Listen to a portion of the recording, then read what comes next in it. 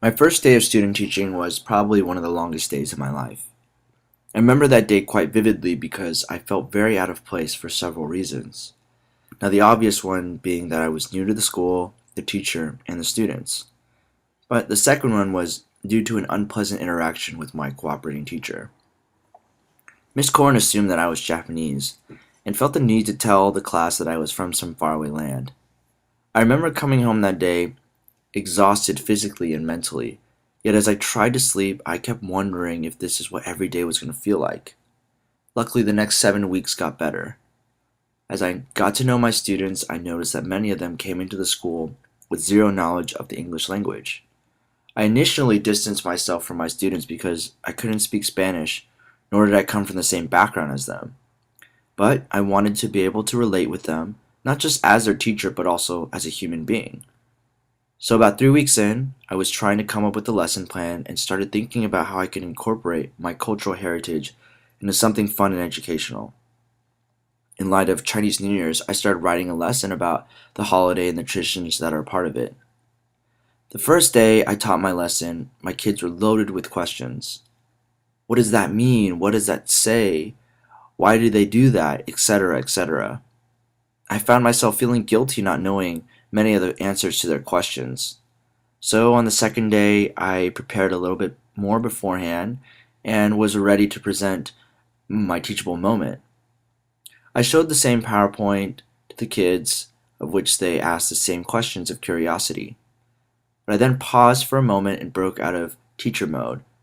My attempt was to be real with them, and so I told them that our lives were not much different from each other. Many of their parents, like mine, came from another country. In all of my classes, I try to give the same talk to them about race, culture, and identity.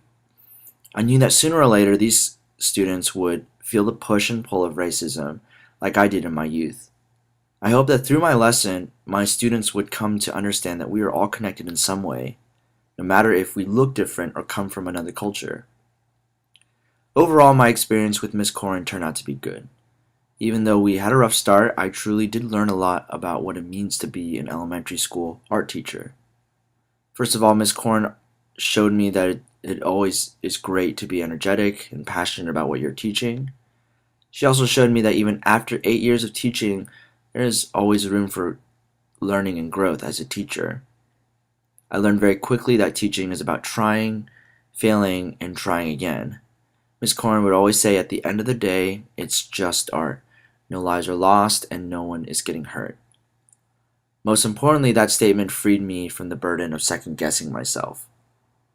And through my student teaching at Harris Elementary, I gained an immense amount of confidence in myself and felt ready to take on the task of teaching at the high school level.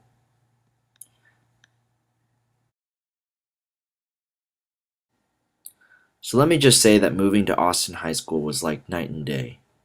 My cooperating teacher, Mr. Martinez, was exactly the kind of teacher that I wanted to be. He had a very approachable personality, and I could tell that even after 11 years of teaching, he still loved his job and was excited about the artwork his students were making. All of his students would work diligently to make their ideas come to life. Either way, what I learned is that I don't need to hold their hand, like I did with elementary. It's such a relief now that I can finally have sophisticated conversations with my students. Mr. Martinez encouraged me to change up his classroom to fit my own personality. So, for the first assignment, I started brainstorming with him on making an exciting lesson for his Drawing 2 class. Now, I love music, so I thought it would be really cool to do a lesson based on album artwork. We also incorporated Unity into our lesson and something called compositional formats of design. And what was very important to me was that these lessons would be a reflection of who they are. I wanted them to be free to express themselves through their artwork. But most importantly, Mr. Martinez told me that if I'm excited about something, then my students would eventually start feeling the same way. As I started taking on all of my classes, I found myself realizing that this philosophy didn't work, especially for my Art 1 students. It was about 3 weeks in when I was finally on my own, and that meant discipline and grades came from me. Mr. Martinez continually encouraged me to use humor to get them to work or just to sit down. I slowly gained more confidence in myself, but it really took time, and Mr. Martinez told me that he didn't feel confident until about 5 years in. But he also told me that what got him through this journey was having friends alongside him who could understand him and help him through those days when he really wanted to quit.